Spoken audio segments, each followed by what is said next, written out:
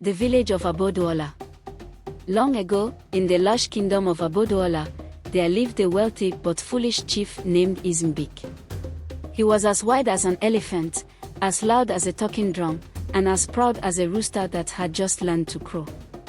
His wealth came from trading in kola nuts and palm wine, but his wisdom was like a goat trying to solve a riddle, completely useless. Izmbik had a young and beautiful wife named Kemjika, who was as graceful as a river spirit. She had a laugh that could wake up the lazy sun and eyes that could make a crocodile forget it was supposed to bite.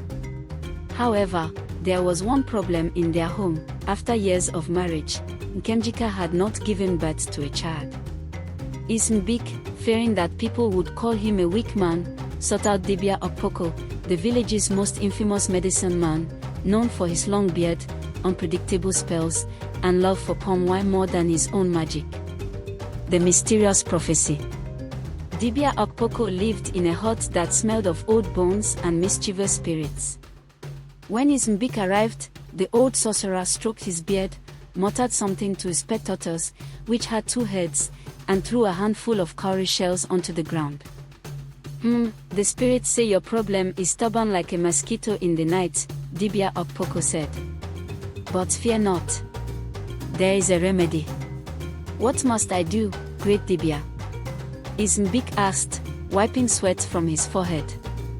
You must drink the sacred elixir of the fertile ancestors and sleep under the moon for 3 nights. Then, your wife will surely conceive. Izmbik clapped his hands in joy, not realizing that Dibia Okpoko had already drunk too much palm wine that morning and was making things up as he went along. The drunken ritual.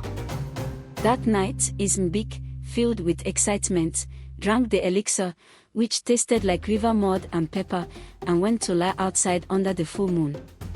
But instead of seeing visions of his ancestors, he simply snored like a thunderstorm, completely unaware that his young and handsome son from his first marriage, Obina, had just arrived from his journey to the neighboring kingdom. Obina was a warrior, strong like an iroko tree and as handsome as a prince in a folktale. His skin glowed in the moonlight, his muscles rippled like waves in the river, and his charm was so powerful that even birds paused their singing to admire him. As fate would have it, Nkemjika, still unaware of the elixir nonsense, saw a man standing under the moonlight. Her spirit stirred. My husband is looking very different today, she thought. Perhaps the elixir has made him younger, taller, and more appealing. And thus, in the confusion of moonlight, destiny, and foolishness, the sacred ritual of the fertile ancestors took an unexpected turn. The aftermath. Months later, when Kemjika's belly swelled like a ripening yam, the entire village rejoiced. The women danced, the drummers drummed, and even the goats joined in the celebration, though they were later reminded that they were just goats. Izmbik boasted, "Behold, the spirits have answered my prayers. Soon, I shall have an heir." But Dibia Okpoko, who had by now sobered up, stared at the situation and muttered, "Oh, the gods have a very wicked sense of humor." When the child was finally born, he came out looking exactly like Obina. The village griots gasped, the women covered their mouths, and Izmbik scratched his head so hard you'd think he was trying to start a fire. "This child looks like my son," he whispered. Nkemjika, realizing the mistake, gasped, "Great spirits. I thought he was you." Obina, who had just been innocently enjoying a bowl of pounded yam nearby, dropped his spoon. "Wait, what?" Dibia Okpoko cackled so hard he fell off his stool. "Oh ho ho. The curse of the 2-headed tortoise.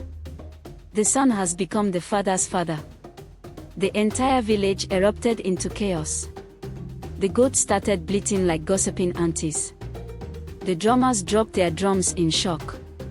And Izmbik, for the first time in his life, was completely speechless.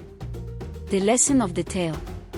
From that day forth, the story of Izmbik and the 2-headed tortoise became a lesson for all.